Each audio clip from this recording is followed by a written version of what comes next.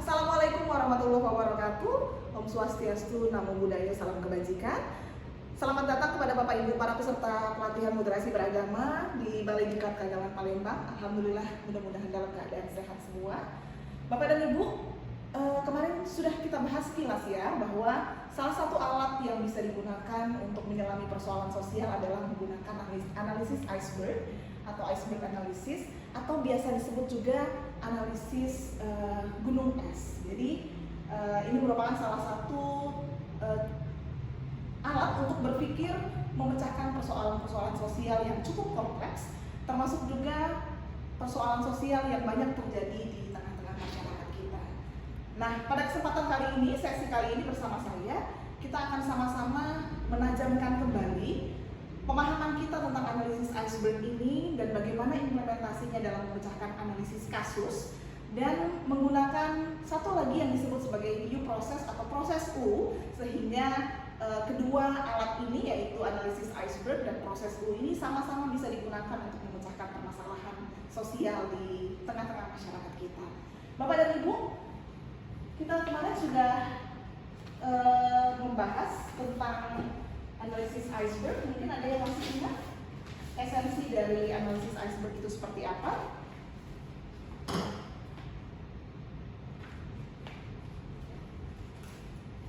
Oke, kalau misalnya saya di sini mengingatkan kembali Bapak Ibu dan Ibu bahwa pada dasarnya kita senantiasa melihat apa yang disebut sebagai kejadian.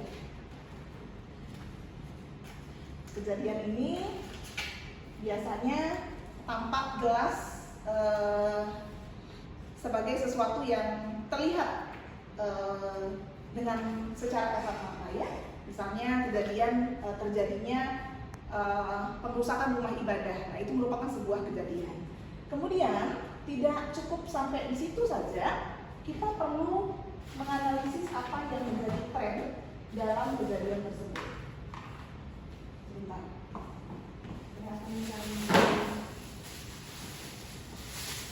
Kita kemarin sudah memberikan gambaran bagaimana iceberg itu bentuknya seperti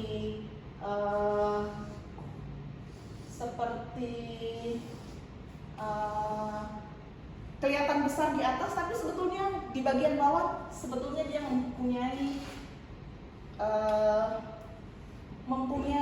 bagian yang jauh lebih besar daripada yang terlihat. Nah, bagian yang jauh lebih besar yang tidak terlihat inilah yang kemudian akan kita analisis menggunakan iceberg analysis ya.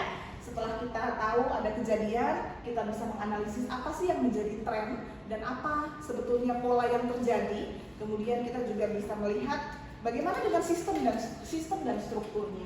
Sistem dan struktur ini akan sangat terkait dengan bagaimana adat istiadat, budaya, regulasi yang memungkinkan tren itu terjadi.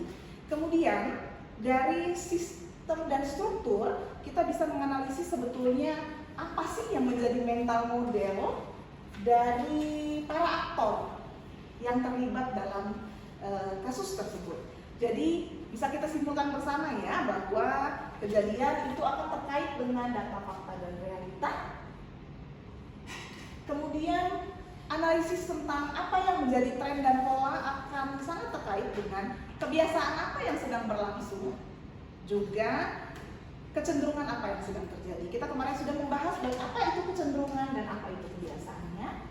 Kemudian pada sistem dan struktur, setelah kita mengenali apa yang menjadi tren, apa yang menjadi pola, kita melihat apakah ada regulasi, kebijakan, adat istiadat, dan budaya yang terjadi di tengah-tengah masyarakat kita yang memungkinkan tren dan pola itu terjadi. Oke. Dan yang terakhir, saat kita menganalisis mental model para aktornya, berarti kita akan menyelami sebetulnya apa yang menjadi paradigma atau cara berpikir dari para aktor. Kita sama-sama sudah tahu bahwa pada mental model kita membicarakan para aktor.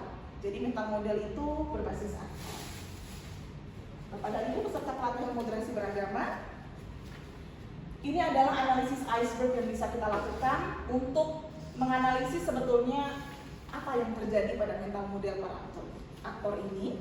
Kemudian dari sini kita bisa lakukan dari sumber-sumber teologi. Di sini ada sumber teologi. Sumber teologi bisa berupa dari ayat-ayat agama, kebijakan dan lain sebagainya yang terkait dengan nilai-nilai. Maka kita bisa melakukan perubahan pada model para aktornya yang disebut sebagai, kita menyebutnya sebagai proses U. Kenapa disebut proses U? Karena prosesnya melingkar seperti huruf U. Kita akan lihat bagaimana